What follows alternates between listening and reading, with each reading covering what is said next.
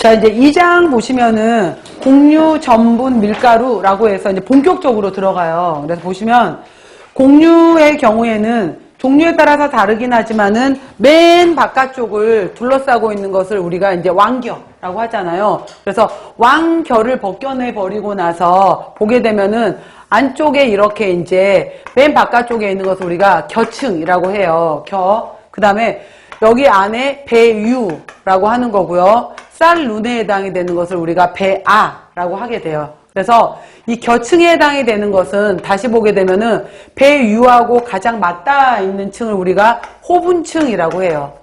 그 다음에 그 바깥쪽에 해당이 되는 것을 종피, 제일 바깥쪽에 있는 것을 과피라고 해서 가끔 문제 중에서 겨층의 이름 중에 배유와 맞닿아 있는 것의 이름은 무엇이냐 이렇게 물어보게 되면은 호분층 이렇게 책에 다 있어요. 호분층이라고 되어 있고 그 다음에 이제 이 겨층하고 배아 부분에 뭐 여러 가지 비타민, 무기질, 단백질, 영양가가 많이 있어. 근데 문제는 이 겨층하고 배아는 섬유질이 많다 보니까 익히기가 쉽진 않은 거예요. 그 다음에 소화가 잘 안 돼. 그래서 우리가 일반적으로 도정한다라고 했었을 때 최종적으로 도정을 해서 마지막으로 다 없애버리고 나서 백미를 자세히 보게 되면 이런 모양으로 만들어져 있거든요. 자세히 보면 이 모양인데 이게 바로 이제 겨층도 없애버리고 배아도 없애버리게 되면 우리가 가운데 배유 부분만 남겨놓은 것을 백미라고 하는 거예요.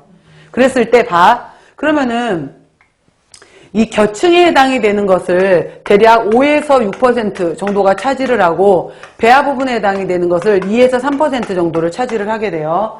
자, 볼게요. 다시. 그래서 배아의 배유 성분이 많으면은 밥알이 이제 우리가 입에서 씹었을 때 부드럽거든. 그러니까 기호성, 밥맛이 좋다라고 하는 거고 쌀룬, 배아 부분이 많아질수록 우리가 영양가가 좋다라고 하는 거예요. 쌀룬이 있는 쪽이. 자, 배아는 곡류 나달의 2 내지 3%야. 그런데 여기는 불포화 지방산이 많고 불포화 지방산들은 산소하고 만났을 때 쉽게 산패가 돼요.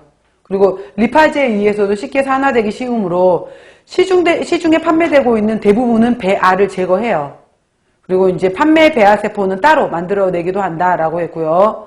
그다음에 그래서 이 배아 부분에 여기라든지 겨층에 있는 기름을 이용해서 뽑아놓은 여러분 쌀기름의 이름이 뭐야? 들어본 적 있을 텐데 쌀에서 뽑아낸 기름을 우리가 미강유라고 하는 거예요.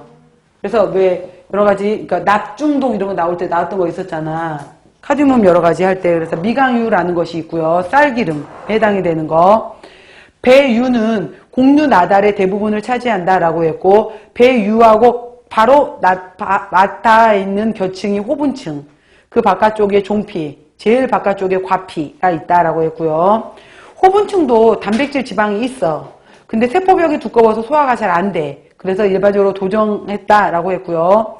배유세포에는 안에 들어가게 되면은 전분, 탄수화물, 소량의 단백질이 함유되어 있다라고 해서 밑에 보면은 도정도가 있고 도정율이 있는데 자꾸 봐보세요. 이걸 이해를 잘 못하는데 우리가 이제 현미가 있어. 현미가 있고 그 다음에 5분도미, 7분도미, 그 다음 백미 이렇게 말하는데 이게 무슨 말이냐면 봐봐요.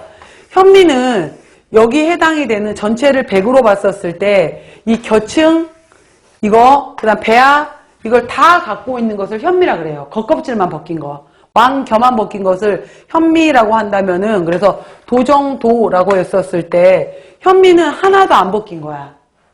하나도 껍질을 손은 안 댄 거예요. 그랬을 때 우리가 겨층 가운데를 5.5%, 배아의 가운데를 2에서 3%를 2.5% 했었을 때 얘가 전체가 8%잖아. 자, 얘를 봐봐. 이해를 해봐.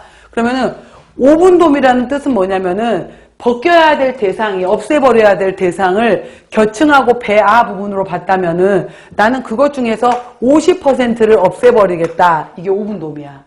나는 70%만큼을 없애버리겠다. 이게 7분돔이야. 나는 100% 다 없애버리겠다라는 것이 백미야. 그러면은 현미는 벗기